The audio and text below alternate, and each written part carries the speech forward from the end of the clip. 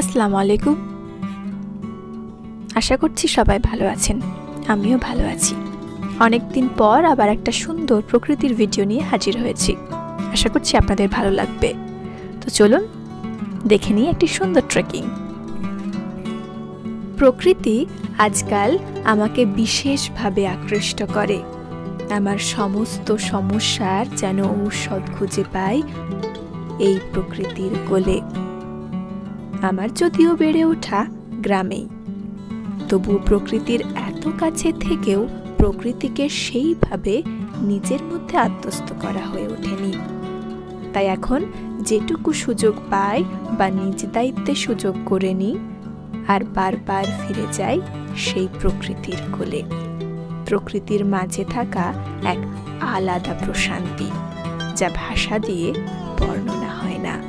তা একান্ত উপলব্ধির বিষয়। আমি সবসময় যেমনটা বলে থাকি, শীতকালটা আমার মনকে বিশেষভাবে ভ্রমণমুখী করে তোলে। তাই নিজের সেই ভ্রমণ ক্রেভিংগুলো সম্পূর্ণ করতে একটা ট্রেকিংয়ে বেরিয়ে পড়লাম। গ্রামের মাঠে, সেই মেঠো পথে। নানির বাড়ির ছোটবেলার রান্নাবাটির বন্ধুদের সাথে বেরিয়ে পড়লাম। চারিপাশে সবুজ আর মনোরম পরিবেশে নিজেকে বিলীন করতে। এই বিলিয়ে দেওয়াতে কোনো ক্ষয় নেই, শেষ নেই। এতে আছে নিজেকে আবার নতুন রূপে পাওয়া। প্রকৃতির কোলে নিজেকে বিলিয়ে দিয়ে আবার উজ্জীবিত করা।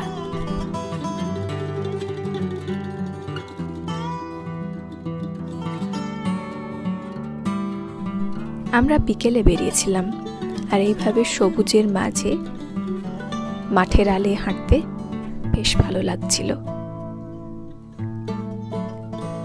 সর্ষের ফুল ফুটেছিল, তো চারিদিকটা আরো সুন্দর হয়ে গিয়েছিল। সবুজের মাঝখানে হলুদ, তার আলাদা এক সৌন্দর্য, অসম্ভব সুন্দর লাগছিল। তাই একটু বিভিন্ন অ্যাঙ্গেল থেকে ফটোশ্যুট করার চেষ্টা করছিলাম। এই দেখুন, আল্লাহর কি অপরূপ সৃষ্টি। চারিপাশটা কত রিয়েল, কত ন্যাচারাল। আচ্ছা, এই গাছগুলো কিসের বলুন তো, বলতে পারবেন? হ্যাঁ, ঠিক ধরেছেন, আখের গাছ। আর এইগুলো সব লঙ্কার চাষ করা হয়েছে। কত সুন্দর, তাই না? এই যে এই তাল গাছটি দেখতে পাচ্ছেন, এটা পড়ে গেছে, আর এটাই হয়ে উঠেছে ব্রিজ। এপার থেকে ওপার যাওয়ার জন্য এটা ব্যবহার করা হয়। হ্যাঁ, এতটাই সাহসী ওরা। তো এসব জমি চাষ করা হয়েছে বিভিন্ন সবজি দিয়ে। সূর্যটা কি সুন্দর দেখুন। স্টান মাস্টাররা পার হচ্ছে। আমার সাহসে কোলায়নি, তাই আমি যেতে পারিনি। আমি সাধারণ রাস্তা দিয়ে গেছিলাম।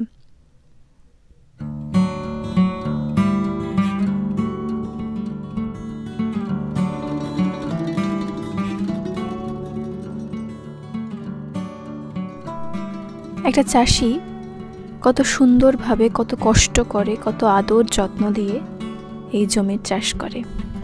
ঠিক যেভাবে একটা মা বা বাবা তার বাচ্চাকে, তার সন্তানকে মানুষ করে, এবং অবশেষে তার ফলও পায়। কিন্তু কতটা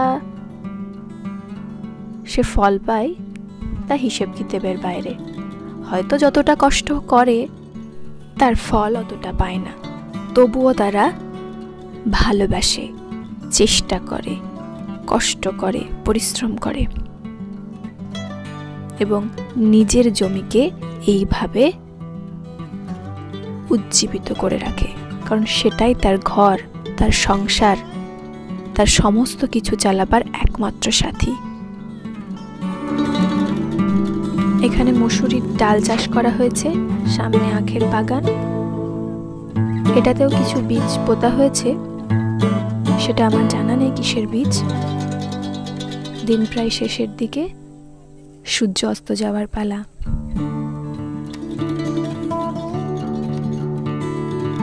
ট্রেকিং তবুও চলছে। এটা একটা কুড়ো ঘর টাইপের, যেখানে চাষিরা রাত বিরেতে থাকে বা কিছু সময় তারা রেস্ট নেয়। খুব সুন্দর জায়গা, এখানে পিকনিক খুব সুন্দর করা হবে।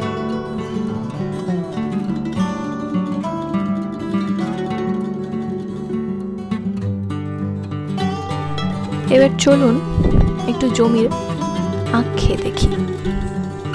অনেকক্ষণ আটা হলো, এবারে আখ খাওয়ার পালা। তাই আমার একটা নানা ছিল, তিনি আমাদেরকে এরকম আখ কেটে দিলেন। বেশ ভালোই লাগছিল এরকম পরিবেশে কিছু একটা খাবার যদি পাই, তার মজাই আলাদা, তাই না? তো আখ খাওয়া শেষে এবার বাড়ি ফেরার পালা। সন্ধ্যা প্রায় নেমে গেছে, মাগরিবের আজান দেওয়া শুরু হয়ে গেছে, চারিদিকে জনশূন্য। তাই আমরাও আবার হাঁটা শুরু করলাম বাড়ির দিকে, আবারও বিদায় জানিয়ে, আবার ফেরার প্রতিশ্রুতি দিয়ে হেঁটে চললাম বাড়ির দিকে, এক অসম্ভব সুন্দর বিকেলের সাক্ষী হয়ে। ধন্যবাদ।